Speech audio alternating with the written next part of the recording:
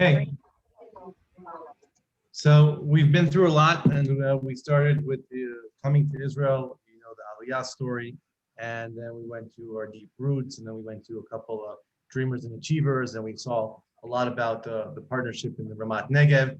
And today our title is what makes Israeli, or what makes Israel Israeli. And it's all about culture and trying to look at the background or the behind the scenes stories of the different cultures in Israel. The majority will deal with food, but not only. We want to show a little bit more than just food when we talk about culture.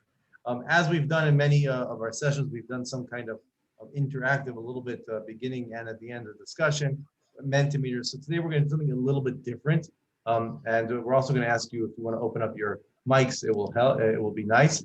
I'm going to show you a couple slides.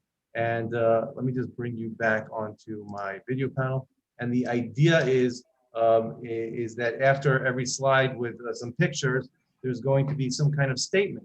And the question is, where does that statement meet you? Or how do you reflect on it? Or how do you respond to it? If it meets you and you feel that it's right, it's equivalent to your life, then say why. And if not, then say why you want to be part of it. Let's just play around with it before we start our real day. So when we talk about it, we say an energetic and cosmopolitan people, Israelis enjoy a wide variety of leisure time activities. A vibrant music and art scene reflects Israelis' diversified culture. Really, our culture reflects our diversity.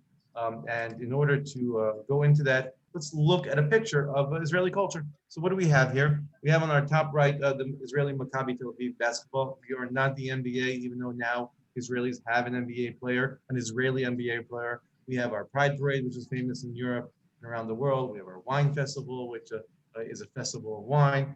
Netta Barzilai, the bottom right, is our, everybody knows her in Europe. She won the Eurovision a couple of years ago and brought it back to Israel for the fourth time. Our Israeli Philharmonic Orchestra, which plays also in Tel Aviv at the Bronfman Hall in the Habima Square, and in general, it represents a lot of our culture. And Fauda, which is represents one of our Israeli content, right? That we are exporting our TV shows and our books and our series and things that we do. And the question that goes with that is something like this: I am intrigued by the fact that Israel has such a vibrant music and art scene, reflecting its multifaceted culture. And where does this statement meet you? Come on, not everybody at once. You can unmute yourself. Do you connect to it? Do you like the culture of it? I feel like I want to be there. Feel like you want to be there. Okay. Israel has everything. Israel has everything for everyone or anyone. And that's what I love about it. Okay. Yeah, and Israel has one of the best contemporary dance companies called Bat Sheva. I mean, they're incredible and actually kind of lead the world in that genre of dance. Are you a dancer, Colleen? My previous life, yes. Okay, so let's go to the next slide, and you'll see the Bat Sheva Dance Company, right? It's well known. Yeah. So here's another. There it is. There it is, another cultural scene. You can see on top the Bat Sheva Dance Company, really known. Their home base is in Neve Tzedek in Tel Aviv, the historical first neighborhoods outside of Jaffa. You can see the Lights Festival of Jerusalem, which they just had it this year, and because of COVID, it was by car. Instead, it was the whole Jerusalem. You drive around by car and see it. And this is one of the places, the Jaffa Gate, which has Ahava in all different languages all over it. The Yarkon Park, which is known for, an outdoor venue hosting the largest performances from all over the world, from opera to rock concerts and whatever. You can see at the bottom right, Michal Rovner, an Israeli world-renowned artist. Not only did she have installations in the Louvre and the MoMA, she also did the first video in Yad Vashem, a living landscape, and she's also done installations, a permanent installation in the Israel booth in Auschwitz, and you can see the celebrations of and Tel Aviv Beach as a place of culture, right? The beach is part of our culture, the Matkot. Again, we have some statements. The statement is, I not only enjoy, but also partake of Israeli culture. If this meets you, do you, and how do you? I am intrigued to learn that Israel has so many forms of culture expression. How does this meet you, this statement? I just love I just love going to the parks at holiday times and seeing all the different families and their different backgrounds setting up their barbecues and and just the aromas of all the different foods. I We love call them dance. mango, not a I love dancing the folk dances outside of Ben and Jerry's. Okay, so yeah, the hard dances and the folk and the Kudayam. Let's go to the last one, and here you can see that there's more food than other culture, but there's also culture. You can see the top of the beach of Tel Aviv again, the traditional cuisine which has been brought from around the world to Israel. You can see how that is being transformed into high-end cuisine like Chef Asaf Granit, which has an array of restaurants in Israel and in London and in Paris. His restaurant in London is already a Michelin restaurant, an Israeli chef. The famous Eyal Shanif chef, which has his roasted cauliflower, famous around the world, and he was kicked out of New York City because it was too expensive for cauliflower.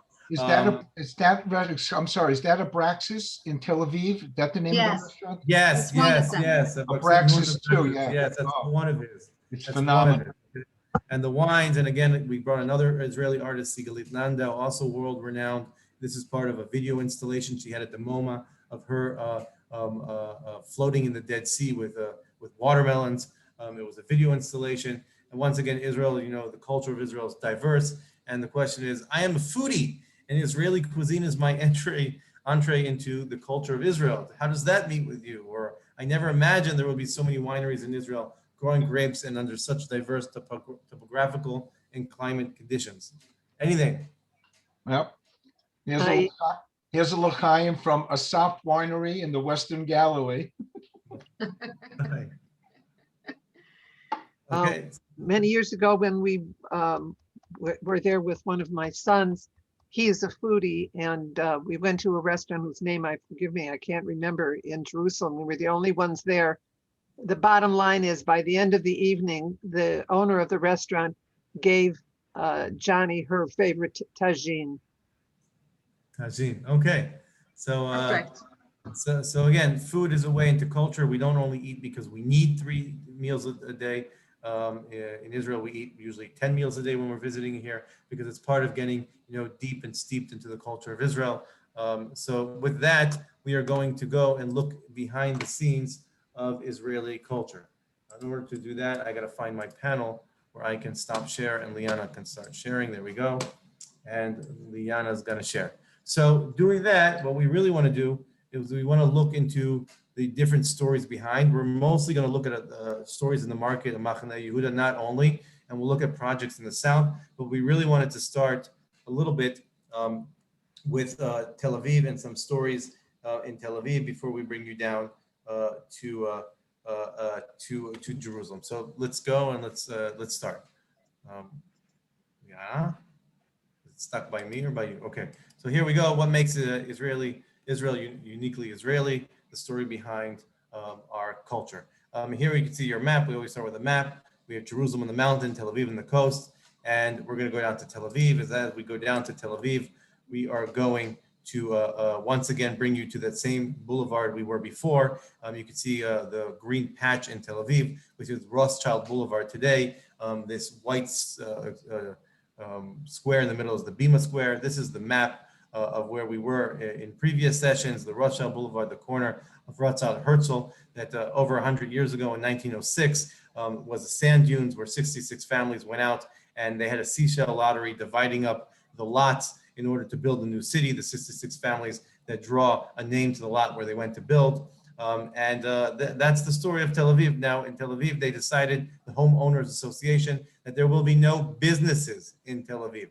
Let's leave the businesses and the industry for Jaffa. We want to be a modern garden city. This was an idea, German and modern garden city. And this is Rothschild Boulevard. You can see at the end of it, the water tower, the first modern water tower. And what you see on the left are certificates, because in 1910, just 1 year later, they had a problem. They said, what? For every little thing, we got to walk in the sand dunes for 2 hours to Jaffa to buy ourselves a Coke or a pop or a drink in this hot sunny day. So they gave a first permit. These are the first permits to a person to build a kiosk as a place where they sell to people goodies or and then you could see it here in front of you, the first kiosk. And what's in blue, it says that they gave him the permit to sell something called gazoz. And I hope you remember this word called gazoz. What's gazoz? Pop. Yeah. Soda Pop. pop. Soda pop, right? Soda water. So what they gave him the option or the permit to sell is soda water, and he can flavor it with whatever he wants. It was disgusting, very syrupy. You can see here again the first permit, the rishayon, pretty much the to have a business in Tel Aviv and sell soda pop, and that's what people would do. And if you go back to the boulevard where we were, and we look at what it looks like today, at that same corner where it was, they renovated and redid the gazoz stand. So this is the original first. I don't know if you've been there, and what they do there is they still sell till today soda pop. You can see we have a trail that marks this is the first kiosk. If you didn't believe me, it's on the ground in the concrete, and it says the first kiosk of Tel Aviv. But what's even more interesting is when we take people there to have their nice cold soda pop, then there is a silhouette that you could see standing at the end in black, and inside the silhouette there are Israeli or Hebrew letters. This is actually a silhouette of Chaim Nachman Bialik. I think we spoke about him. He's our national poet. You can see the bill that was dedicated to him, and the backside has his house in Tel Aviv, which became a place of culture. And what's interesting with Bialik is he used to walk around Tel Aviv and stop for his gazoz, but he would like to play around with the sellers, those who are selling the gazoz, with his Hebrew words, with his Hebrew language. So he actually used to tell them, gazezeni, which means give me gazoz. And then he would say, ve'egarshech, which actually means, and I will give you a grush. A grush was the currency at the time, but also means I will divorce you, or I will get rid of you, right? And then he says, adifeni. Adifeni means give me back, change, but it also means you should choose me upon somebody else, right? So adifeni b'milaich. Milaich is the cents of the grush. So if I give you a grush, you give me back my change and cents. But he's also saying, give me gazos. If not, I'll get rid of you unless you choose me. And there was a play on words he used to go around because he liked sitting, having gazos and doing these Hebrew little changes, which is very interesting. Tel Aviv grows. One of the next neighborhoods in Tel Aviv grows is Neve Sha'anan. You can see the map of Neve Sha'anan on your right. I don't know, but the Jewish builders decided that instead of building a grid city, they will build the streets to look like a menorah, a Jewish city. Could you see it on the street map? It is the biggest traffic disaster we've ever done in Tel Aviv. But as long as we made a first Jewish city, that was the neighborhood. And the main road in that neighborhood, like the Shamish, the middle of the menorah was called Levinsky Street. Now in 1927, a donor called David Florentine builds another neighborhood, which is the extension. That's why I showed you the extension of the road. And the Florentine Road, if you look at the bottom of the left map, we see where the menorah grows or continues, will become the main street, right? The Levinsky Street will continue to be the main street in the Florentine neighborhood. So let's go back to the Florentine and see the Florentine neighborhood. There's a map now that's going to come up of the Florentine neighborhood. And you can see that we marked the Levinsky Road, which was the main road of it. And when the Jews started coming from around the world, they settled on two sides of this road. The Turkish Jews settled on one side, and the northern side, and the Greek Jews settled on the southern side, because you can't mix. But each one of these backgrounds or groups needed a market where they can buy the produce for their traditional cuisines. So they literally created on Levinsky Street what we know today as the Levinsky Market. One side was the Turkish market, and one side was the Greek market. Later on, the Persians also came into the neighborhood, and other people, and you have stores. This has been going through gentrification and urban renewal, just like the other markets in Israel. And one of the stalls that is there is called the Levinsky Cafe. And what's interesting about the Levinsky Cafe is besides selling espresso, they also sell gazoz. But the gazoz that he sells is a little bit different than the gazoz we used to get, which was soda water with very sugary, colorful syrup, which makes it flavored of, I don't know, cherry, orange, or lemon. So we went out to meet Benny Briga, which is the chef or the owner of this place, to hear about his new modern gazoz. Let's take a look.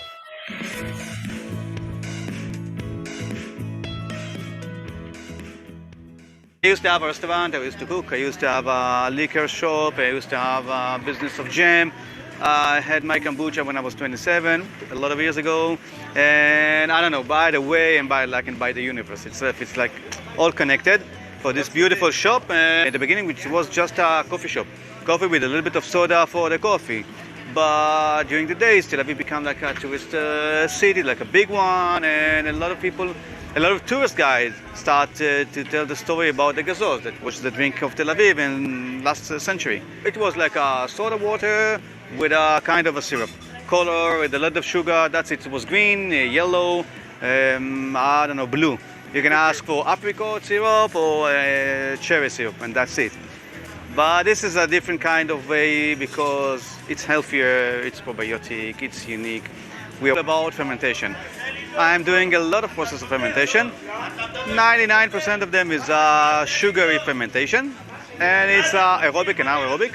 And as you can see, there is a lot of jars, a lot of stuff going on inside, a lot of process. It's the same process, but a lot of ages, from weeks to months to a lot of to years and a lot of years. So without too much details, I'm going to tell you that in the end, you're going to have a beautiful glass. It's going to be probiotic, it's going to be beautiful, it's going to be freestyle, it's going to be unique just for you. And I do think that for now, for this moment, we are the only one that's making this kind of glass in the world, for sure in Israel.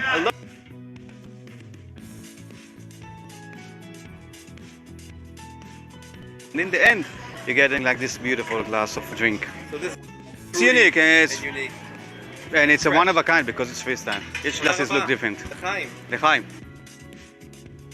Thank you guys for coming. Oh, I hope to see you here in Levinsky, but meanwhile.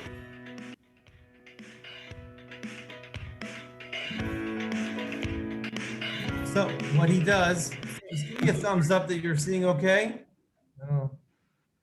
Yeah, okay. For some reason, my internet's. So what he does is, Benny, he actually does fermentation of many different types of fruits, kombucha, and he puts it at the bottom of a glass, freestyle, whatever he wants, and tops it with the gazoz, with the soda water. And it's not this liquidy sugar thing anymore. It's a modern day gazoz on a nice hot day in Tel Aviv. It's just an amazing thing. Now, he also had an issue with the city, which they wouldn't let him put the tables and chairs outside. So he had this little entrepreneurship idea, and he bought a truck. And the truck is actually an Israeli Susita. They don't make it anymore. These are cars that they made in the 70s. They stopped making them because the outside was fiberglass, and in the south, the camels were actually biting into the cars. So he said, you know what? They're not going to let me put my chairs out there. I'm going to park my car, and whoever wants to hang out and drink their gazoz, they can drink their gazoz in the back of this pickup, which became really a trademark in Levinsky.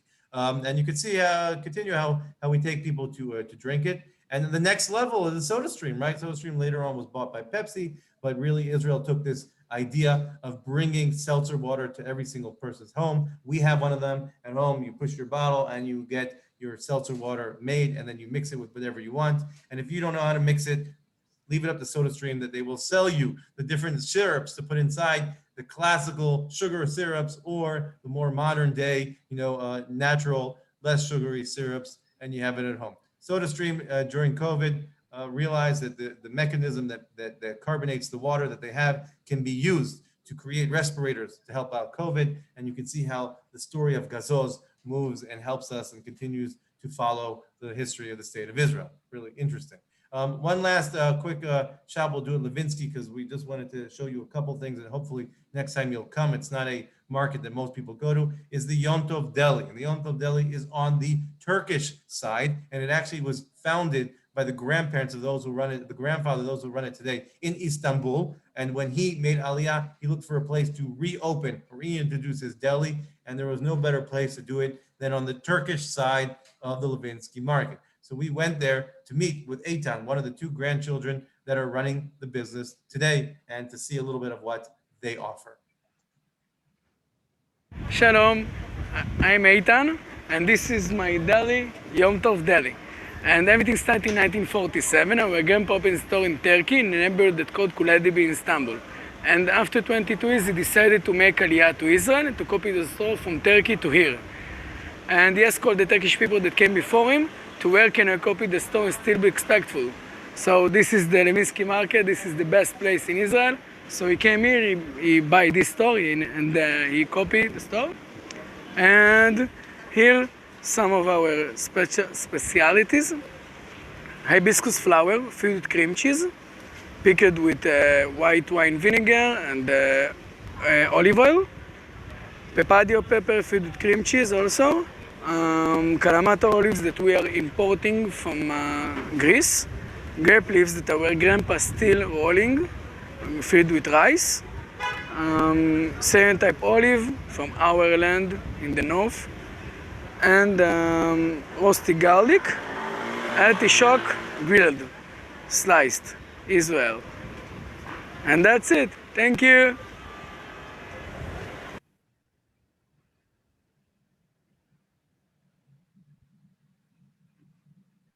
And here you can see a little bit of what they offer. It's a great place and really brings you back to this multi-generational, preserving their tradition and bringing it to the neighborhood. And next time you come, we'll take you there for tasting, because that's what we love to do on trips, really to get to meet the people and put their food in your palate.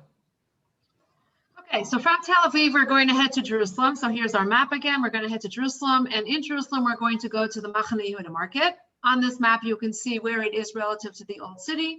The Old City is all the way on the eastern, on the right-hand side of the map. And along Jaffa Road, which is the main road that followed the expansion of the new city of Jerusalem, Machane Yehuda market is established near a conglomeration of neighborhoods, which some of you may be familiar with, called Nachlaot. And if we zoom in to this area, you can see Jaffa Road and Agrippus Road, and the market is in between, right along the Jaffa Road, which is the main road leading out at the time to Jaffa, today the main Jerusalem-Tel Aviv highway. And if you look at it on a street map, then again, the blue represents Jaffa, the red represents Agrippus, and the market is right in between. This is a beautiful aerial view of the market on a Friday afternoon.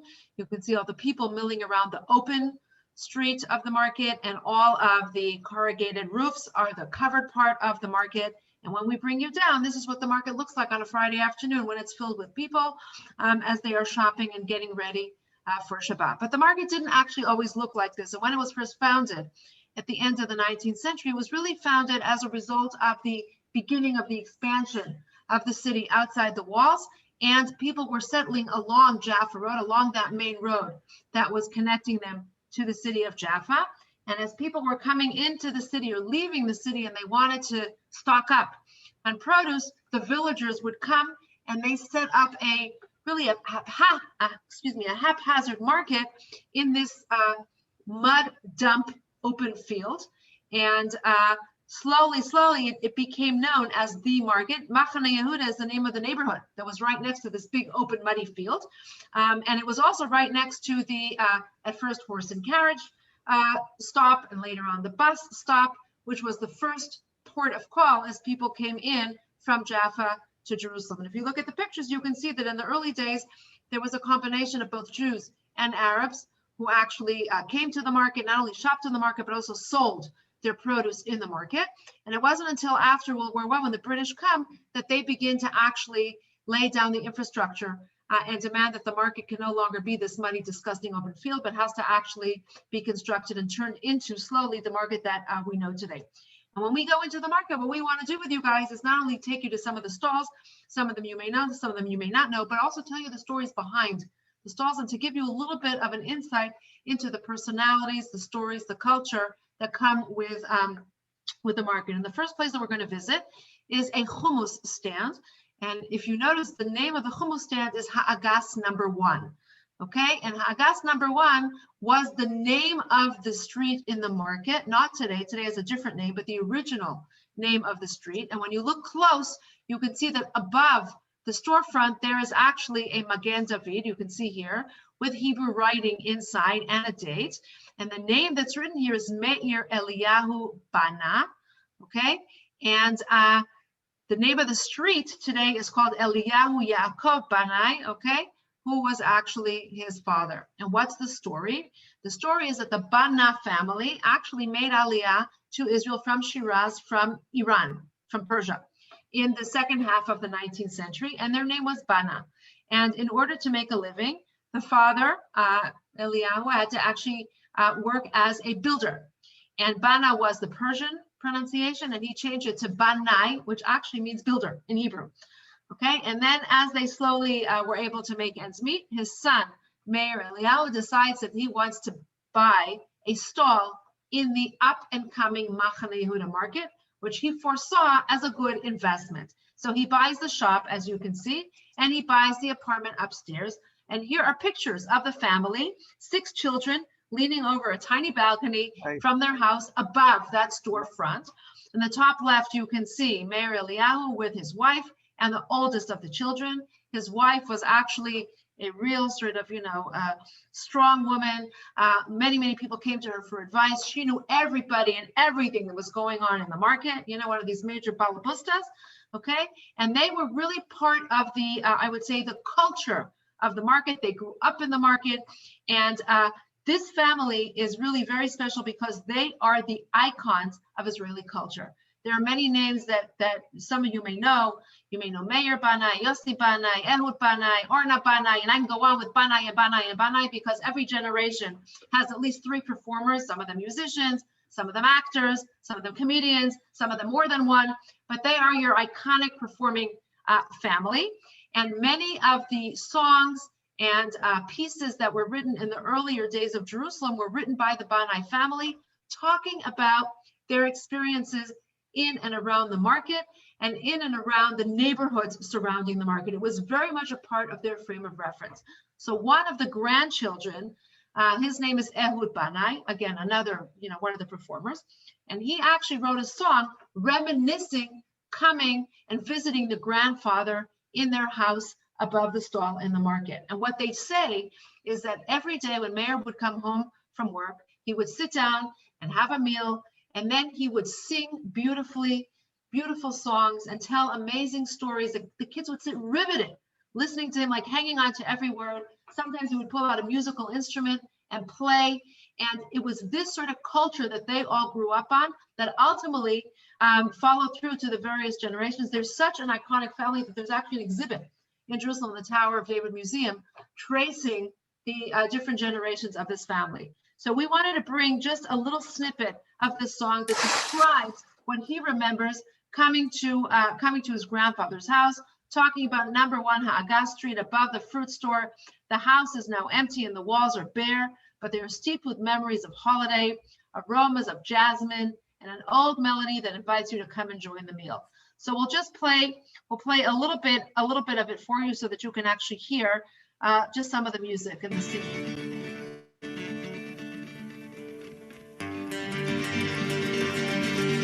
רחוב אגס אחד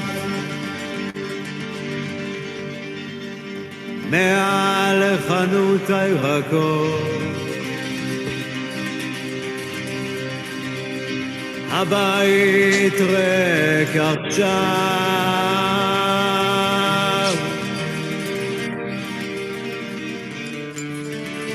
וחשופים הם הקירות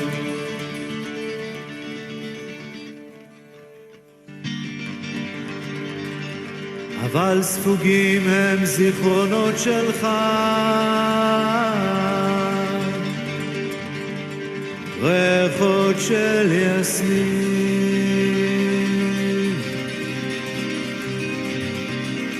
וניגון ישן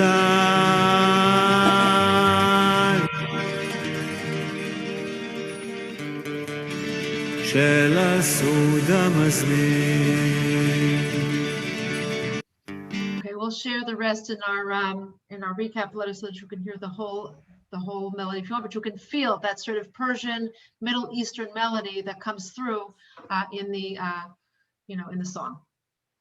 One of the major things that happened in the market when the Jewish people start coming back to Israel, the waves of Aliyah come back, is that the market starts dividing by ethnic and background, by place of origin, because the Ashkenazi people need to know where they get their chopped fish for gefilte fish, and the Sephardic people need their specific spices for theirs, and the Yemenite have a chawayij, which is a spice that goes into their Yemenite soup, and you need to get ras el chanut, which is for an Iraqi mix of 11 spices that goes into their kebab or whatever it is. And we start finding different areas for the different origins, and all of them have spice shops.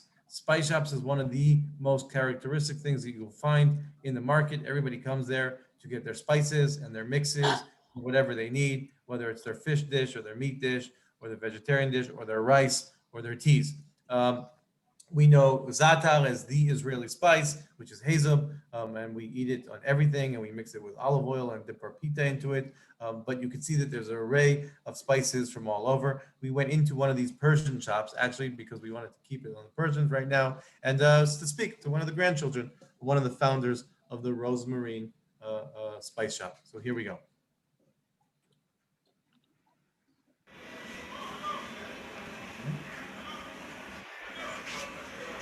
Hi guys, my name is Daniel. We have a store for spices, Persian spices from Iran. My grandfather come from Iran 60 years ago, and we opened like this market in the neighbor in Bukharim, where is the old city. And after we, the grandchild, come in to sell spices, like 12, 15 years ago. You can see all the spices in here. And we sell this in all the world, and we're waiting to all the tourists in all the world. We miss you, and we want to come back after all the virus corona is, and we miss you. That's all.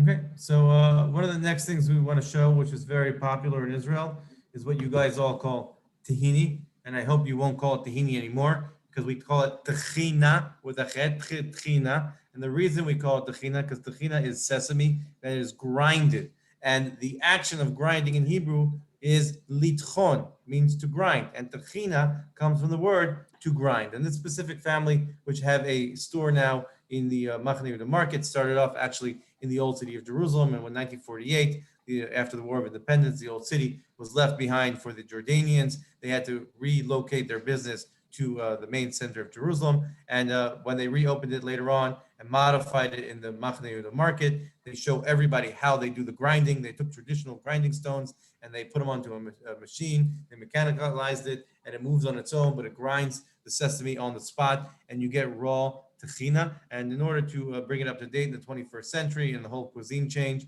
they thread it with chocolate, they thread it with hazelnut, they thread it with whiskey, they thread it with everything you want, and you can get your different types of tahina. Usually when you go to the falafel store and you ask them to put tahina on, what you get is not raw tahina, you get tahina, which is mixed with water, it's watered down, and also lemon juice. There's a big competition in Israel for who creates the best tahina. And we always say it's in the eyes of the taster, those who like it. People have different palates, but we went out to show you a specific one, which is a little bit different. This one is on a place called Har Grizim. It's literally in the smack of the Samaria, Shomron. It sits above Shechem or Nablus. Har Grizim is known as Har Bracha, the mountain of the blessing. When the Israelites came into Israel, there was Har Grizim and Har Eval, the mountain of the blessing, the mountain of the curse. And the people that live on Har Grizim are the Samaritans. And the Samaritans believe that they are the traditional children of Israel. But what's interesting about their tahina is that they make it, and their workers are all Palestinian. And as you can see, they get a tudat hechsher from the Jewish Rabbanut. So there's 3 religions mixed into this tahina. We went in there. Let's take a look. Hi everyone, here we are at the Halwa Tahina factory. We are actually looking inside the factory where they make this most amazing tahina. What's amazing about this place is that it is owned by the Samaritans, the Shomronim. There are Palestinian workers who work here in the factory that come from Shechem below, and it has a certificate of kashrut from the rabbinate so that Jews can also buy it. An amazing, amazing cooperation between Jews, Samaritans, and Palestinians from Shechem. A wonderful idea of coexistence, and who knows where this will lead in the future. This is piping hot tahina that just came out of the machines right behind me. L'chaim. Okay, so one of the other things that we use tahina for is right, chalva. Everybody woke up when they saw the chalva. So this chalva actually is made by the same family who made the tahina with the grinding stone that we showed you before. And it's known as the Chalva Kingdom. And what's amazing about this stall is that they actually have over 50 different kinds of chalva. It's 80% whole sesame, and then 10% sugar and 10% whatever flavoring they thread it with. There's all different kinds of flavors, from 10 different kinds of chocolate to whiskey, to dates, to pistachio, to poppy seed, anything that you can imagine. And actually their trademark is 10 different spices that they put together in the chalva, and it won a chalva competition in Turkey, an international competition of chalva. So it's really quite phenomenal. And the idea, right, of taking the tchina and turning it into something, not just your regular chalva, your chocolate or vanilla, but turning it into something, you know, more gourmet, is the same idea of taking that basic staple, you know, and elevating it to the next level in order to make it a little bit more gourmet. They're now also in the States. They've opened several stalls in various places in the States, and they've gone global. Where are they? So I know that they're in New York in the Village for sure. But if you Google the Chalva Kingdom, you can check and see if there's any on the West Coast or nearer to you. But it's amazing, and their array is beyond infinite. They have cappuccino. I mean, they've got, you know, pretty much anything that you can imagine. If I didn't bring back chalva from here, when I came back to my math department, I wasn't allowed back in the school. Right. I hate to tell you this, but it's on Amazon, Halva Kingdom. Oh, really? Yes. So why do you hate? You should be happy. It means that it's accessible. You guys can get it here. I know, but I love coming to Israel to go to the stall. You still can. When you come, you can get it straight from the stall. Until then, you can get it delivered to your home by Amazon. The wonders of going global. You know, the chalva is such an important staple, actually, that, you know, it's very, very full of energy, and it's actually considered to be, you know, in small doses because it's very high in calories, but also is healthy in terms of, you know, the sesame and the sugar. So in the military, when they put together, you know, those special packs for soldiers when they're stuck in the field and they've got nothing to eat and they need that energy boost, then there are little chalva packs which they give to the soldiers to give them that sugar rush and that energy that they need when they can't get regular proper food. The next staple that we're going to talk about is, of course, bread, right? As we mentioned in the session that we spoke about agriculture, we talked about Israel not only being the land of milk and honey, but also Israel being the land of dagan, grain, tirosh, the juice of the grape, which Les earlier raised his glass to, and yitzhar, which is the product of the olive. So, of course, in every culture, dough of some sort is a staple, right? And of course, in Judaism, whenever you sit down to a meal, right, a proper seudah, a proper meal, has to have the motzi and has to have bread in it. So what we brought to you here are two different kinds of typical breads that you would find in our region. The pita bread, the pocket pita bread that all of you know, is of course the more common of them. And there is nothing quite like a freshly baked, piping hot pita bread coming straight out of the oven. And you can see on the bottom right-hand corner, this is an example of the type of machine. When they, you know, industrialize the making of the pita, they're literally coming right out of the oven. On the top, you can see what we call an esh tanur, which is the flat but crispy bread that is very typical in Iraqi foods. But the idea is dough, right? So if dough and bread is the basic staple, we now go to the other doughy foods that have also been introduced, and today we consider them Israeli, but in fact they came not from Israel originally. So the burekas that everybody knows from the buffets at the hotels, especially on Shabbat morning, is actually an import from the Balkans and came from the area of Greece and Bulgaria and that whole region. And when you go there, the idea of a puffed pastry that is stuffed with all different kinds of stuffings is very, very common. Some of it is dairy and some of it is meat. And there, of course, they mix the milk and the meat because kashrut is not an issue for them. And when the olim, the immigrants from the Balkans, came to Israel, they brought with them their food, right? And so they brought with them the bureka. The problem was that when you go to the Balkans, you have no idea what it's stuffed with because they all look the same. And unless you ask the person who's selling to you or you look at the menu, you know, you could just as easily buy a bureka that's stuffed with cheese or that's stuffed with meat, and they have the exact same shape. So coming to Israel, that was a problem, because with kashrut, you can't buy, you know, a bureka and not know what's in it and then put it on your table and risk maybe having, you know, a dairy bureka with a meat meal or vice versa.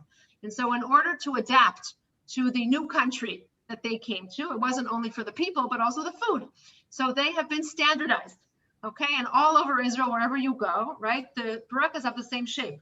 So you know that if you walk into a store, the large triangle is cheese, and the rectangle is potato, and the rounded one that you see there in the back is spinach, and the smaller, puffier triangles are mushroom. And it doesn't matter where you are in Israel, they're all exactly the same, right? So the burekas made aliyah, and the burekas now adopted and they became kosher. And so they now each have their own specific shape. And when you come to the market, everybody has their own stall of where you buy your stuff. But I would say that there's really no argument that the best burekas in the Machane Yehuda market is called burekas Haifa. Okay, and you can see the woman down at the bottom in her pink t-shirt. And from Haifa, they came to Jerusalem and they opened a stall on the main open street. And it is the place to go. You can see this beautiful platter on the left that you can have various different flavors of the burekas. On Friday afternoon, the market in general is an experience. Walking by burekas Haifa on Friday afternoon is not only a culinary experience, it is a cultural experience, because this woman shouts at the top of her lungs in order to slash the prices every 20 minutes because she's got to get rid of her stock. And if I do not such a great imitation, but she basically stands up and she says, burekas, burekas, chatzi mechir burekas. And this is what it sounds like as you're walking around the market. I mean, everybody knows that if you want to get the best burekas, you go to burekas Haifa. They've actually now turned into like a massive catering and a much bigger business than just burekas, but this is what they're famous for. So if burekas is something that we all know, the other type of dough that not as many of us know, but worked very hard to introduce itself into the Israeli culture is what's called chachapuri. Anybody know where chachapuri actually comes from or what it is? No. Okay, so chachapuri comes from the country called Georgia, not the state, okay? And the Georgians who live, you know, in a country that's only 2.5 hours from here, also have their own doughy type of food that is also stuffed with different kinds of cheeses. But their dough is not a fluffy puff pastry. It's more of like a bready type dough. And it's delicious. It's delicious. So you can see the store on the top right is called Chachapuria. And it was actually opened by a Georgian who learned his grandmother's recipe and said, I want our food to also be a part of the Israeli culture and the Israeli experience, not just the burekas. And he, in fact, cooks together with his staff his grandmother's recipe to this day. But the difference is that if you can eat a burekas when it's been baked, you know, hours later, chachapuri has to be eaten piping hot, fresh out of the oven. And so today, on any culinary tour, on any walk through the market, chachapuria is one of the must sites in the market. And the line, not during COVID, is out the store and around the corner because it has to be ordered and eaten fresh. So you can't call ahead and say, I'm coming. He won't make it unless you're actually there and you wait the 10, 15 minutes for it to come out of the oven. I happen to love doughy food. It's a problem. My hips love it too. It's a very big problem. But I wanted to learn how to make it. So I have a friend who's Georgian, and after begging her for a very long time, you can see here that she gave me my own private cooking workshop. It wasn't really a cooking workshop. She made it for me, and I just sort of watched. But she did let me put it in the oven, as you can see, and pull it out of the oven. So I felt as if I was participating in it. I have to tell you that it was delicious. There's nothing quite like eating this piping hot out of the oven. There's different kinds of them. As you can see, there's the chachapuri on the right and the amauli on the left. But they are, again, another example of the dough as a staple, stuffing it with different things, and another part of the culture that has entered the mainstream of Israeli cuisine. Today, most people in Israel know what chachapuri is, and it's become very, very important. But as we said, it's not just about learning about the foods, it's learning about the stories behind the foods and a little bit about the culture of the different communities. And so, as you can see, your Zalman and his wife went to Georgia, and I'll let him share with you what he learned, which is very interesting about this community. Yeah, so we went to Georgia for 5 days. We had a wonderful Shabbat in Tbilisi with the Jews there. which is the main city. We also heard that there was a little bit of Jews in a city called Gori, which is about an hour away. It's actually the birthplace of Joseph Stalin. Weird, they have a museum for him and a big statue. I guess that's what they have. And we found some guide. We said, let's go visit the Jewish community in Gori on Sunday before we fly back. But only if you can find somebody there, we'll come with you. And Motzei Shabbat, he called and says, I found somebody, let's go. So we went on Sunday and we found the guy that opens the synagogue. There are less than 10 Jews. There's less than a minyan. They get on the holidays people to come from Tbilisi, which is the main community. I have pictures of the beautiful synagogue in Tbilisi. What's interesting is they don't call their rabbis, they call them chachamim, the wise men, chacham zeh, chacham zeh. Literally underneath this building, we found a place where they shochet chickens. Once a month, they have a shochet come in. They have a mikvah, which doesn't really look like you should use it anymore, and a matzah baking factory underneath. What we're really astonished to hear from the Georgian community is that they are super Zionistic. They see themselves actually as the leaders of the Zionist Jews behind the Soviet Union, the beginning of the Asirei Tzion, the refuseniks started from Jews that were in Georgia. And they have this concept that even though they live outside of Israel for many reasons, everybody has their reasons why they're not living in Israel, they have a hard time conceptualizing or understanding that while there is a state of Israel, a Jew can be born outside the state of Israel. So there is a very big industry of Georgian women with their 9 months pregnant. They come to Israel to have their baby, and then they go back to live in Georgia, which we found was fascinating. They also have issues with the khachapuri that we saw, because the specific cheese that is made in Georgia for the filling the khachapuri is made with an enzyme for meat. So for them, it's problematic, and therefore those who keep kosher, they make their own khachapuri. So they have Jewish khachapuri in order to upkeep the tradition. So it was very interesting. We found while we were there, a fascinating place. I really recommend. The next quick place we want to tell you about is these new restaurants that are opening around the ring of the market. And then once again, a lot of the chefs are bringing their produce from the market and doing a really interesting twist. You can see the name of this restaurant is Ish Tabach, which is actually a play on two words. Ish is a man or a person. Tabach is the chef, a person chef. Ish Tabach. But what's really more important is the green letters underneath the end of the name, and it says Shamburak. And Shamburak is not just letters; it's also literally the only thing that they have on the menu. And Shamburak comes from the word Shem Mevorach, which is blessed. And the chef that opened up this restaurant, his name is Oren Sasson. Oren Sasson comes from a family which is a Kurdish family. They come from the Syrian Kurds. And his grandmother, every Sunday, used to do what we do, feed her kids what we call leftovers from Shabbat, right? But the leftovers from Shabbat, what they would do is they would take the meats that were left over, grind it up, and put it into a pastry, as you can see here on top. Sometimes they put underneath it, in this case, mashed potatoes. So you have mashed potatoes and the meat from Shabbat on top. The meat from Shabbat is blessed. Shem Mevorach. It was blessed because it's leftovers from Shabbat. And therefore, this dish in the Kurdish Syrian background got the name Shamburak, right, from a blessed food. Now he doesn't serve you, okay, of course, leftovers from Shabbat. He is a high-end restaurant, so he cooks in this big, massive taboon overnight, long cooked meat. You get ribs, you get brisket, you get all different types of meat, and all you can get there is a Shamburak with your different toppings, whatever you like inside it, and little mazetim of dishes to dip it into, which come from the Indian Jewish cuisine, because his wife Yasmin or Jasmine comes from Jewish Indian descent, and they put it together, and it's a wonderful place. You cannot book a seat. It's an open place. If there's a seat, you sit down. If not, you wait, and usually you wait to get in, and it's a really amazing place to be. He just opened another franchise in Gush Etzion, and he is growing and growing and growing. Yana, you want me to continue, or you want to do this? Yep, go ahead. Okay, so the next place we want to take you really is another Kurdish dish, and this is actually from the Turkish side. The Turkish side, this is a slow cooking dish. In the 50s and 60s in Israel, they used to cook their traditional dishes on kerosene lamps, as you can see on your left. And Azura is named after the founder of our favorite restaurant. You cannot get a seat there on Friday. They franchised two brothers out, one across from each other. all the soldiers that come home come to meet their friends there. And they now have another one in Tel Aviv.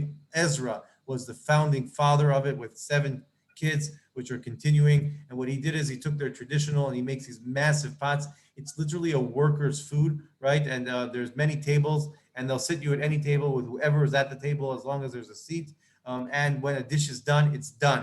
They don't cook more. They get up early in the morning. They slow cook. They make, stuffed grape leaves, stuffed whatever, kube, 3 types of kube, rice with meat, rice with lentils, everything that you get in their cuisine.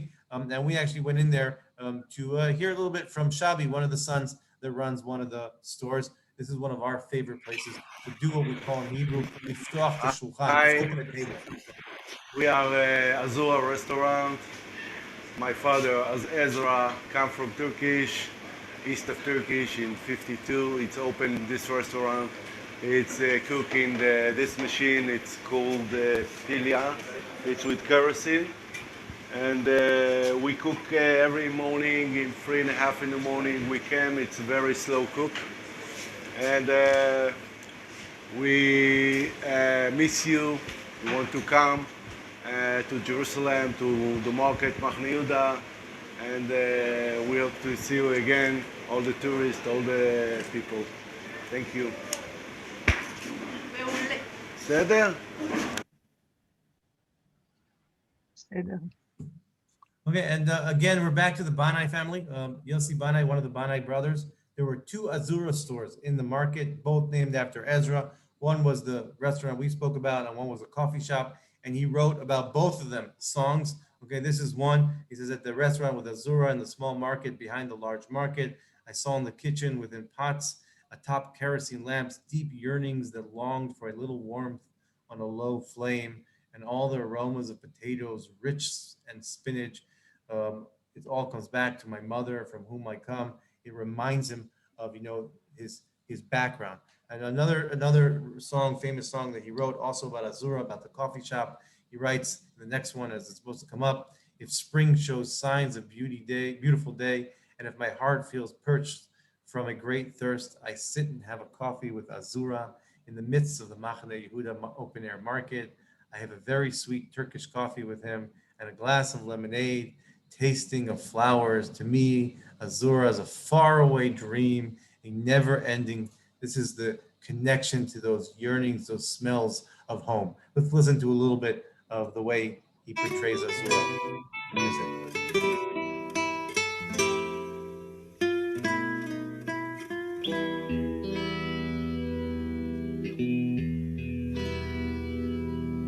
אם באוויר יש סימנים של יום יפה, ואם הלב מרוב צמא מרגיש חנוק, אני יושב אצל אזורה בקפה, באמצע מחנה יהודה שבתוך השוק.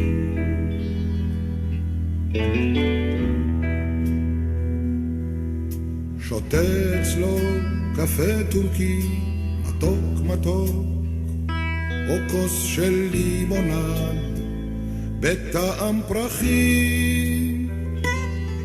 אזורה בשבילי זה כמו חלום רחוק, כמו סיפור שלא נגמר בהמשכים.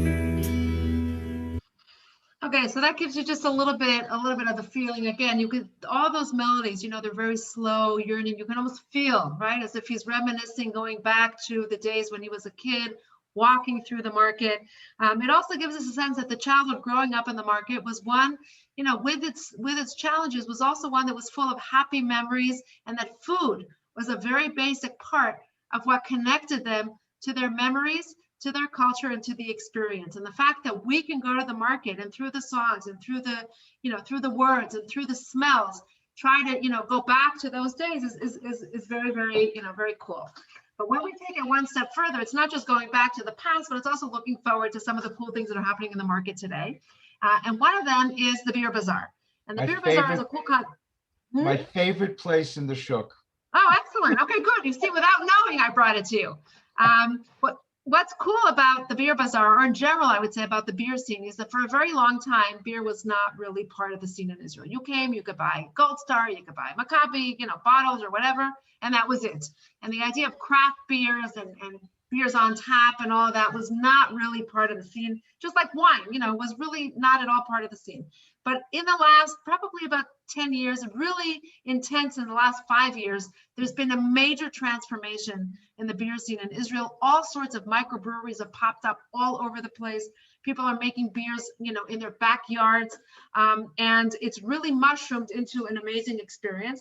And the Beer Bazaar is an example of 3 young entrepreneurial guys who started making this in their home and have turned it into a massive business with branches all over the country. The largest of the branches is the one here in Machane Yehuda. It's not the first, but it's the largest. And you can see on the wall, all those bottles, they are all Israeli beers, over 100 types of Israeli beers that are made, not all by them, but that they carry, only Israeli produce. So we went in and we wanted them to just tell you a little bit about what they're doing and to give you a little bit of a feeling of what's happening. By the way, as you look at the pictures, it looks like this little stall, but there's actually a huge room in the back where you can also sit. It's one of the few places in the market where you can't reserve ever, but you're more likely to be able to get a table because there's a much bigger space in the back. So let's hear a little bit what they have to say.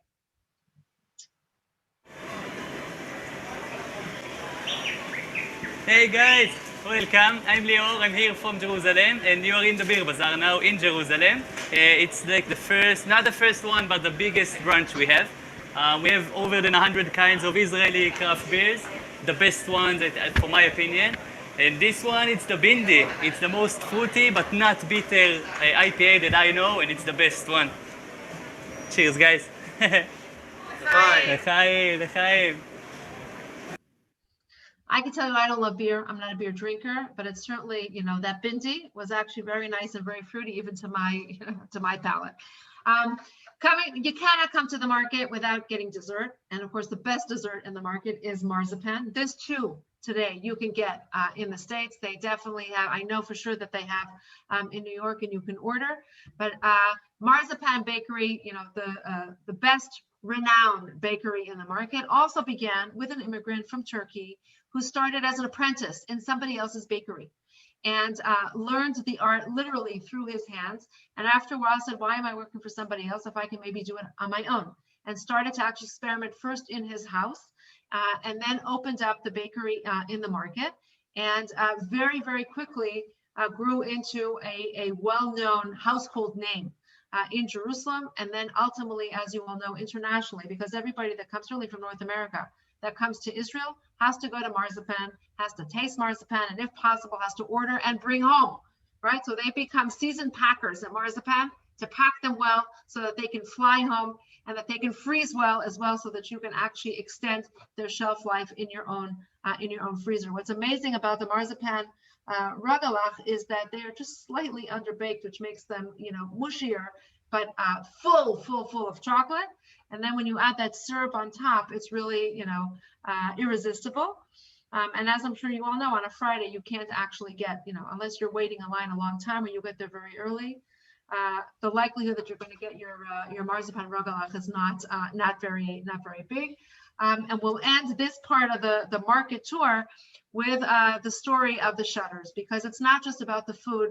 The Machane Yehuda market has really become a scene. And there's one scene during the day. I see Colleen nodding. There's another totally different scene at night, right, Colleen? Did you guys go? So I was introduced to the market by its night capacity, and then I went the following day. But I have pictures of the art on the right with that man with the mustache. Right. So it's really it's amazing, right? The scene at night is totally different. And what's amazing is that really first of all, the gentrification of the market has happened in the last 20 years, but this whole sort of nightlife in the market is probably in the last 10 years or so. And when the shutters go down, the nightlife mushrooms, right? All the bars open up, and there's all these big foo bakeries that have opened up, and even more so since you've been, there's all these really high-end, top-notch little bakeries, and you can get special sushi and all these, very, very cool places. And it started with the idea that when the shutters went down, it looked pretty cruddy and it just wasn't very pretty. It wasn't very inviting. And the idea was to turn the Machane Yehuda market into an outdoor museum, really, of personalities that are connected with Jerusalem. Not all of them Jewish, as you can see, not all of them Israeli, but anybody who somehow was connected to Jerusalem or connected to the story of, of Jerusalem or Israel can find themselves on the shutters in the market. And it's an outdoor gallery. It's very, very cool to walk through the market at night and to see these different people. Before they're painted on the shutters, they have to get the permission of the stall owner, A, to paint on it, and B, who or what they're painting on it. They can't, it's not just graffiti that they spray paint. Today, there are over 200 of them that have already been painted, and the plan is to have all the shutters painted so that even when the market is not functioning like on Shabbat and you walk through, you are walking through an outdoor gallery of the city of Jerusalem, which is extremely, extremely cool. It is today the hub of the young people. Every single event that happens in Jerusalem happens in the market. The younger you are, the more in you are. I tell everybody, my children who are, in their early 20s and late teens, they go to the market. I am not allowed to go to the market if they are in the market. God forbid they should be seen with their Altakakar mother in the market. It's a shanda. And when pre-COVID, when we used to go often, my friends used to ask me when I would take them, I said, I first have to clear with my children before I could take you to the market. But even now, I mean, the Purim celebrations, everything happens in and around the Machane Yehuda market. There's a tremendous amount of cultural activity that is happening, not only in the market, but in the areas right around it. It's very, very, very cool. What we want to do now is we want to go down a little bit to your region because there's some very cool stuff that's happening also in the Negev that we wanted to share with you that has to do both with culture and with food. I don't know if any of you are familiar with these people and with the Cornmeal Farm, but the Cornmeal Farm has an interesting story, which I'm going to let them tell you in a minute. It's a cheese farm right on the main road, heading down in the direction towards Mitzpe Ramon, as you can see, just north of Sde Boker. And we went down there in order to meet them and to hear a little bit about their process of making cheese. And it's all done there by hand. They produce it all in the heart of the Negev. And so we're going to actually hear from them. Let them tell their story. Hello, everybody. We're from Cornmeal Farm, Chavat Cornmeal. Anat, my better half. Hi. And Daniel, myself. So we're the first farm established in Ramat Negev. We came here in 1997, Erev Rosh Hashanah, 23 years from now. Ago. And we came with 40 milkers. 2 kids. 2 babies. 2 human kids. And today we milk about 80 goats, 4 kids. We have 4 human kids. The initial idea was to start up a farm in the area of Jerusalem Mountains. We were thinking about close to Shoresh, Kibbutz Shoresh. It's a good grazing area for, exactly. for the goat. After about 2.5 years fighting with bureaucracy, we gave up. We understood that we won't be able to do farming there, and we continued looking for an alternative almost all over the country. We were growing the goat at that time, and we were feeding them because we didn't have the land to let them out grazing. So we understood that we can milk the goat and get a nice cheese even without grazing. And then Daniel, which he grew up in the Negev, he said, let's go look for a place in the Negev. And this is how we end up here. We produce 3 hard cheeses and 2 soft ones, plus yogurt, plus feta that we didn't show, and another 2 kind of cheeses that we produce for the kitchen, the restaurant kitchen. So the hard ones are the, first of all, the Edna, this one. The Edna is the younger one. She's about 2 months old. The mildest, I think, in taste. It's semi-cooked curd hard cheese. The second one will be the Tom, which is a bit more mature, about 4 months, minimum 4 months old. It's uncooked curd hard cheese. And the third one is the Adi, Sorry. which is a cooked curd hard cheese, which we mature for 1 year. Then we have the soft ones. So this one is the Ketem. Names are after the goats. So the goats' names, I mean, the cheeses got their names from the goats. It's our way to show our respects to the producers. The Ketem is a lactic curd cheese. So it's very goaty in taste and very nice and soft texture. The other two are actually the same cheese. We call them Hagar. It's the same technology as Camembert. And one is natural, the other one we wrap with pickled vine leaf. So the cheese mature with the vine leaf and give it a bit different taste, and the maturation is also different.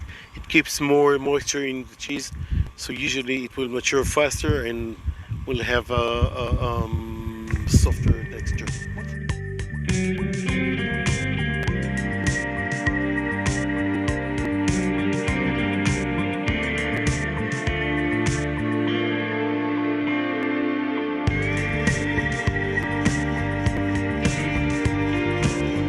Hey.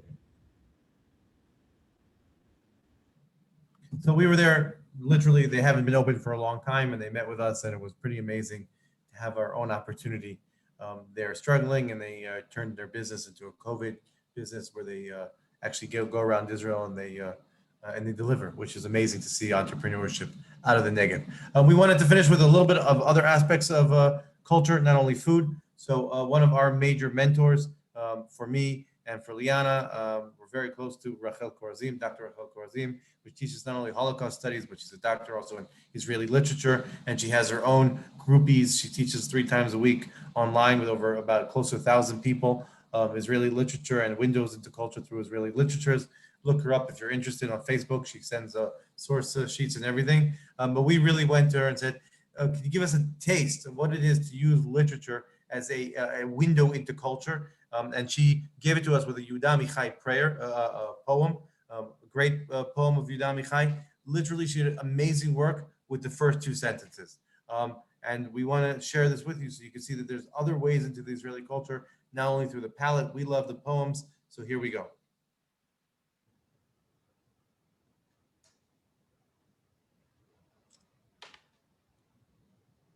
Hi, Shalom. My name is Rachel Korazim, and one of the things I love to do is to teach about Israel through its poetry. So here is a quickie.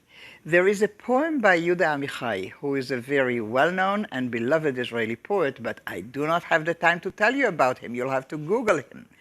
And Amichai writes a poem in a book that was published, in 1985, I think.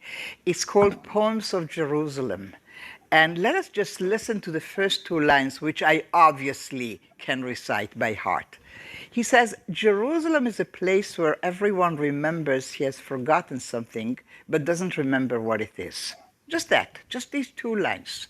Now, I trust you do not need to be a biblical scholar in order to understand that if a Jewish Israeli poet is putting the words Jerusalem, remembering and forgetting, in the first 2 lines of his first verse of a poem, the guy is actually connecting to a text slightly earlier than his, because Jerusalem, remembering and forgetting, brings to mind that quote in Psalms, traditionally we believe written by King David, where he says, if I forget thee, O Jerusalem, and then he goes on, and this is like horrible. Let my hand dry and my tongue wither. Horrible stuff should happen to us. God forbid we should forget Jerusalem. And now here comes Amichai, barely 3,000 years after King David, and he says in the first line, flippantly, he he constructs them such that you know that he remembers Psalms. And then he says, I'm not so sure anymore. There are some of us who come to Jerusalem, look around and say like, well, I know I ought to remember something, but honestly, nothing comes to mind. So start thinking with me as we study this poem. Who are those people who, when they come to Yerushalayim, have an idea that they should remember, but don't get it anymore? Is Amichai, like many Israelis, criticizing diaspora Jews? Could be. Is it Jerusalemites like Amichai looking at Tel Avivians like myself and say, you guys from Tel Aviv don't really get it? Or could it be, as the rest of the poem says, that Amichai is talking about himself? That all of us, including the poet who can quote Psalms, need a process of remembering and connecting to the different layers of this place. And some of us do, and some don't. So you want a better understanding, a deeper understanding of Israeli society, its poetry is a great way to do that. And I can offer you a whole session about it, Amichai or anybody else. Join us in that other option. Yeah, so literature is definitely an entranceway into Israeli culture, and we didn't want to miss looking at a little bit of cultural stuff again in your region. And we went down to Kibbutz Revivim, and we met with Tomer Priel, which besides being the past general director of the kibbutz and doing other jobs, he also wrote a couple children's books. And we wanted to meet with these young entrepreneurs which are dealing with culture. So we went and we sat in time of COVID outside, and we spoke to him a little bit about what it is to be a young children's writer in the Negev, in Ramat Negev, in your partnership region. So here it is. My name is Tomer Puriel. I was born here in Revivim, Ramat Negev. Grew up here all my life. I was married here. I have 4 children. I used to be a social worker. I used to work with kids, teenagers in boarding school. It was very interesting. I loved my job. But after 10 years, I was looking for something else to do. I became elected chairman of Kibbutz Revivim.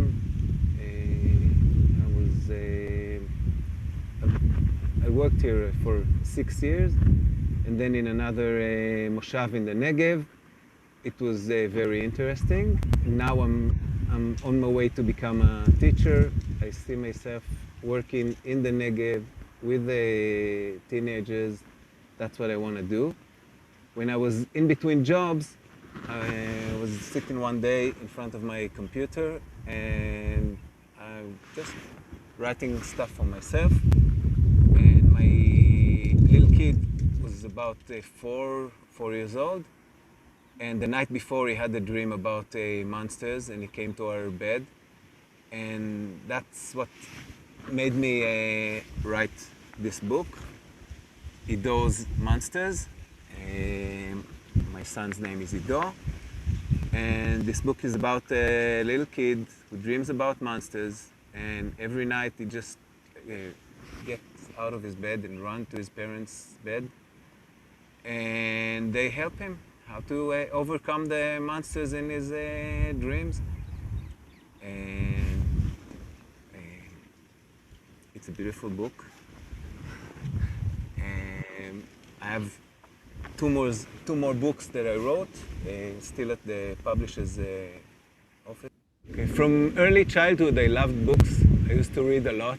And Revivim, being far away from the center, we have 4 libraries here, which is quite amazing. Many books. I read most of them when I was a kid. And we have a Hebrew library, kids library, English library, and Russian library. And it's really quite amazing that we have so much cultural richness here in the Negev.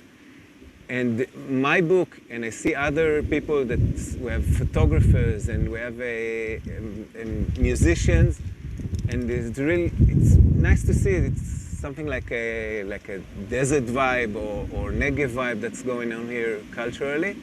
And I wish other people from the center of Israel and from other places could take part in this cultural vibe that's going on here in the Negev.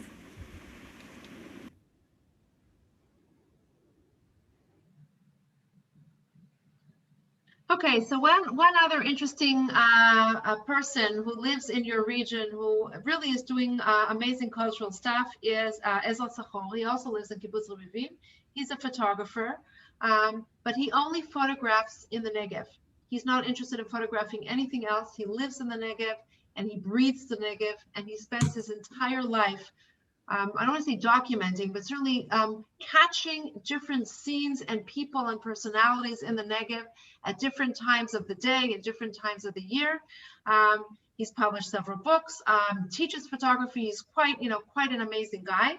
And again, we wanted to bring another perspective of your region and to show that even in the Negev remote area, there's some amazing creative things that are going on. So here's what Ezra had to share with us about what it is that he does. My name is Ezra Tzachor. I'm 68 years old. The last 20 years I was teaching photography, and I'm also a photographer. Usually I'm every day going outside to take photos, and sometimes I'm biking, but usually now it's not by bicycle, but I'm going by my feet. Just the Negev. I'm taking pictures just in the Negev. I'm not interested in taking in somewhere else. Just as a tourist, sometimes I like very much everything that happened in the Negev with the population, with the flowers, the rain, the water that runs in the wadis, when it's sometimes happened during the winter time. Also, I like very much I'm teaching this. All my 3 children, my 2 sons and my daughter, lives near us in Revivim. It's very nice to have them around, even if it's sometimes a little bit too much. And we have 8 grandchildren, and the 9th on his way now.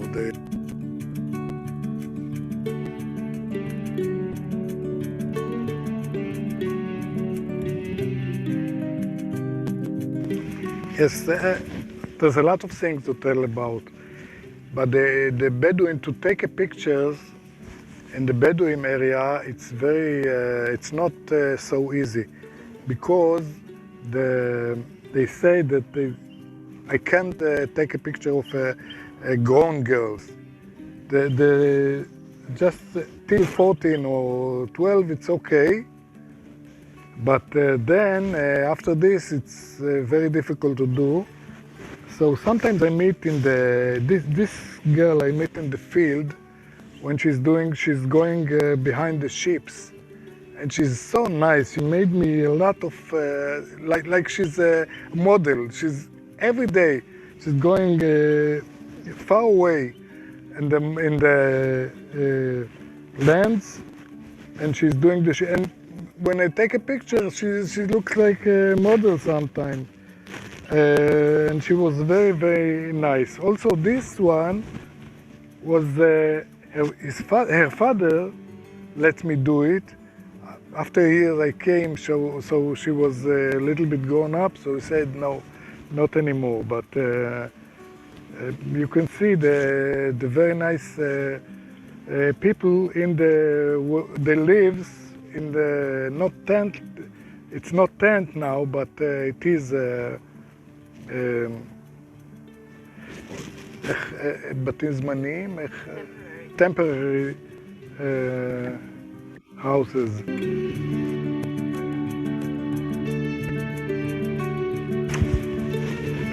Dunes, also it's a story about the dunes where you can come every day or every hour, different hour, and you find them a little bit different.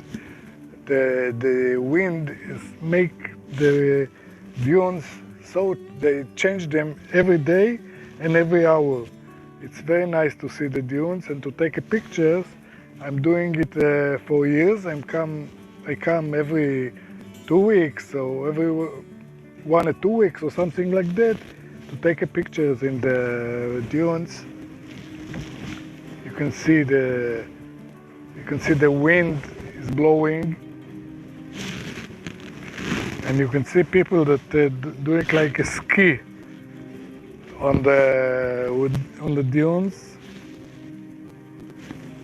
First, I want more cooperate with the Bedouins.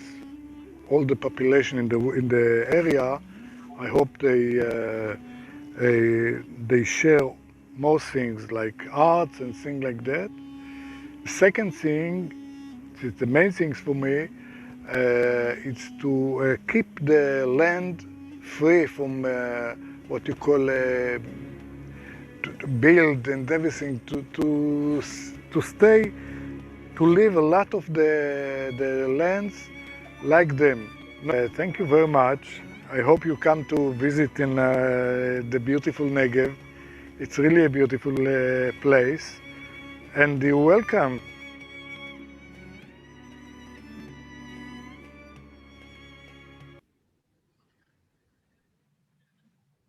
Okay, so it's a great way to sort of end today's session and really sort of summarize everything, everything that we've done. These past six weeks or 6 days or 6 sessions, depending on how you wanna define them, we really tried to give you a little bit of a taste of many different aspects of Israel, tying in your partnership region in all different areas, be it in energy, water, technology, immigration, culture, as we just saw now, agriculture, wine. I mean, there's so much happening in Ramat Negev that really pretty much anything that we talk about, we could tie it in.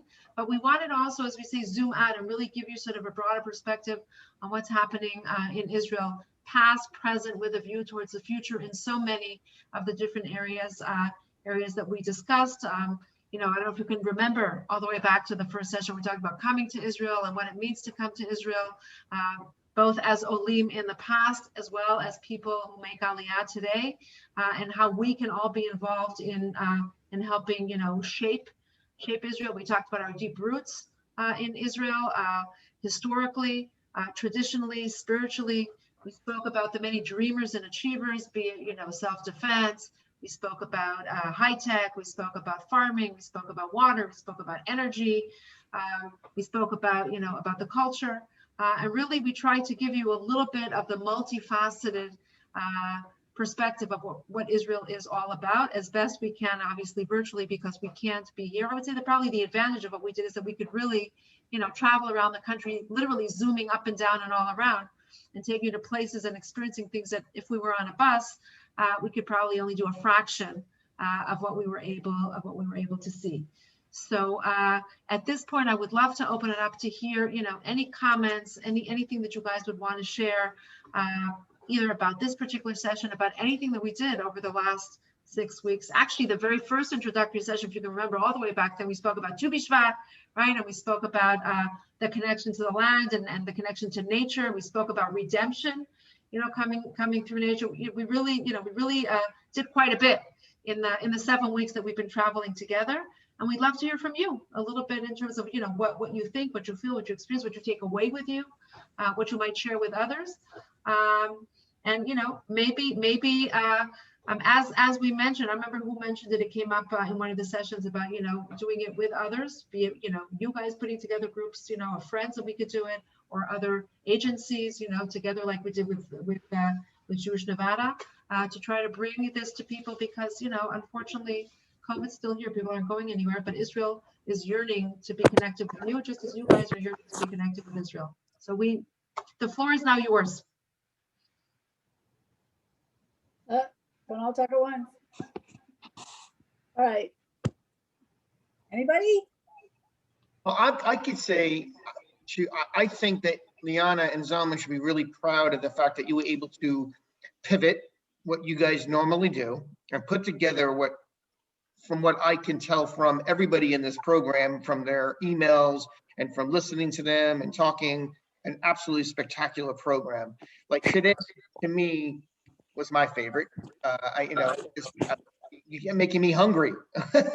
So, like, yeah, I'm not in Israel, but you did everything you can to make me feel like I was there today and throughout the last 6 weeks. So on behalf of everyone in the class and Jewish Nevada, I wanted to thank you guys very, very much. It's so weird because I'm always like looking at one of you on here, but I have no idea who I'm looking at. So it's just a strange thing, but thank you guys so much for that. And I'd love to hear from Les and Rabbi. It was informative. It was informative. It was nostalgic. It was intriguing. It was all good things. Thank you. Thank you. Made me totally be. I said it when we first started that I've been very fortunate. Barbara and I, we've made over 30 trips to Israel since our son and his wife, since Greg and Shara made Aliyah. We have 3 wonderful grandchildren there. But every week you've touched upon a place where I've been. But let me put it this way. You've touched on a place where I've seen, but I haven't been there. And you've taken me there. And, I'm busy making notes and taking the study sheets. I already have my next 5 trips planned to concentrate on where. And then when I disappeared for a moment, I ran into my refrigerator. And this is my son and I and his friends, every time we get together, we do an Israeli beer festival in Efrat. We buy 6 bottles of a specific type of beer. And we just taste them all and put them into our rank order. So this is the Negev Oak Porter, which is one of my favorites. And I brought a bottle home. I haven't opened it in a couple of years. I hope it's still good. But if not, it's a great souvenir. So I thank you.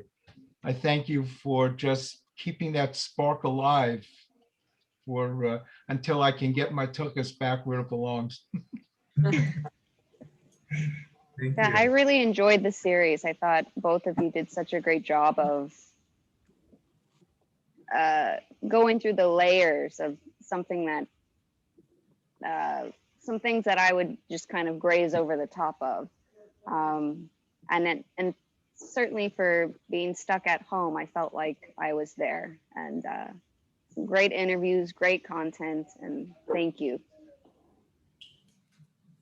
We hope to create a real one. When you guys want to come, we'll put this. I know. Now I'm excited to actually really go, because when I went, it was kind of a fast and furious trip, and so I didn't really get to take in everything.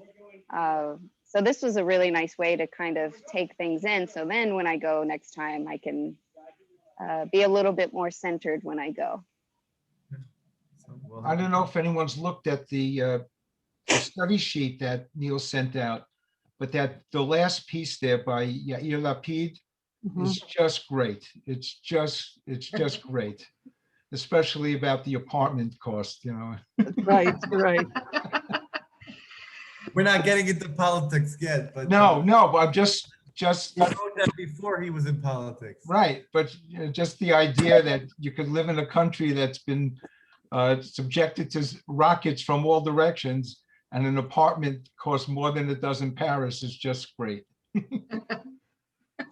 I'm going to challenge you. I put in the chat a link, and it goes to a Google form,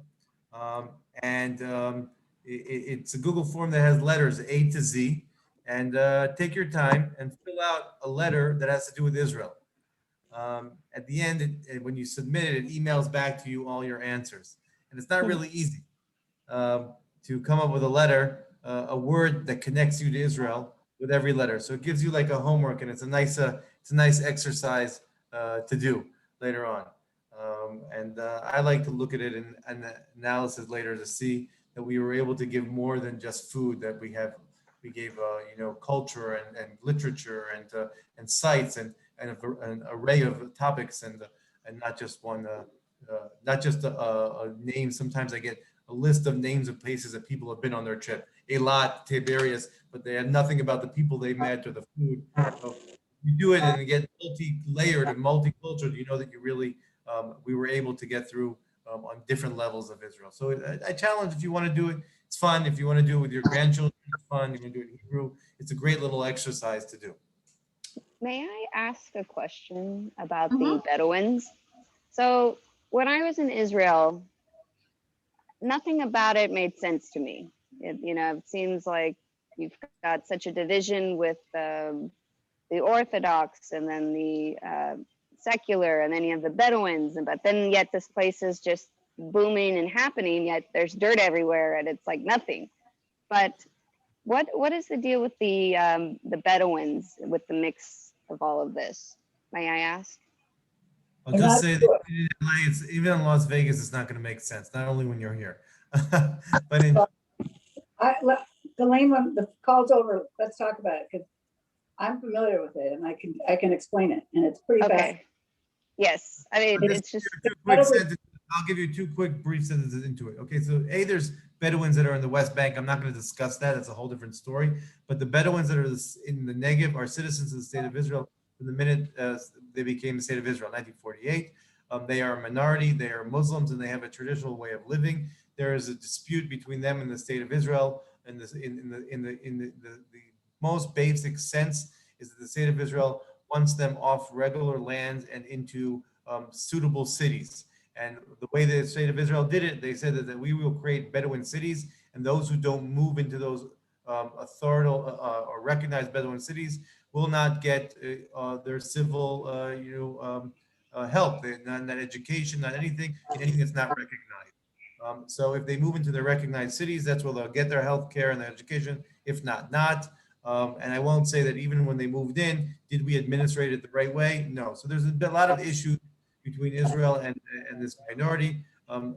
Some of them live in non-recognized villages. Some of them have more than one wife, which is legally against the state of Israel. That's another issue. And they're a minority. They're a Muslim minority, which creates another level of problem. So there's a lot of issues there. I will tell you that Israel is doing a lot to try to change it. So are many NGOs. And it's one of the big challenges of the state of Israel. It just is. And we went down there. We actually went down there to look at projects that Ramat Negev are doing now. We didn't film them because they weren't happy with us showing a lot of the projects because they're doing it under the radar.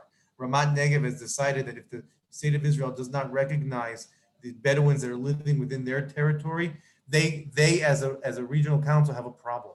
So they are now taking care of the Bedouins, even though the state of Israel won't allow it. So we wanted to deal with it with you guys. We didn't get enough materials because they weren't really happy for us to show a lot of things that are happening. I know, we could spend hours on this. Yeah, no, we can. I'll just add one other thing that I think is important. As Zalman said, they are a traditional community. So also within their own community, there is tension between those who want to become more westernized, modernized, and those who are more interested in maintaining the traditional lifestyle of living in tents in a more, they're not really nomadic anymore. I mean, they stay where they are, but the lifestyle is more the traditional nomadic lifestyle. And so in addition to the challenges that they have being a minority within the state of Israel and some of the tensions in terms of land recognition, there are also internal issues within their own community of intergenerational, I would say, discrepancies.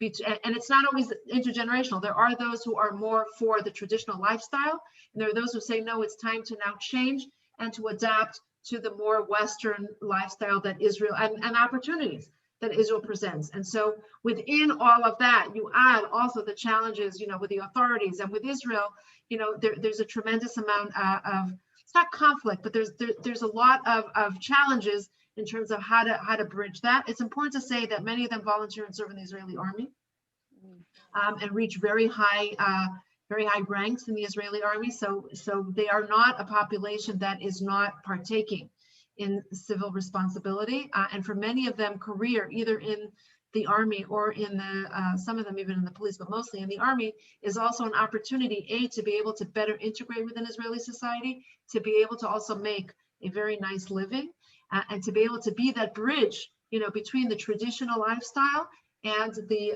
Israeli society, and to try to, foster relations and to figure out ways to maybe, it is complicated. There's a lot to talk about.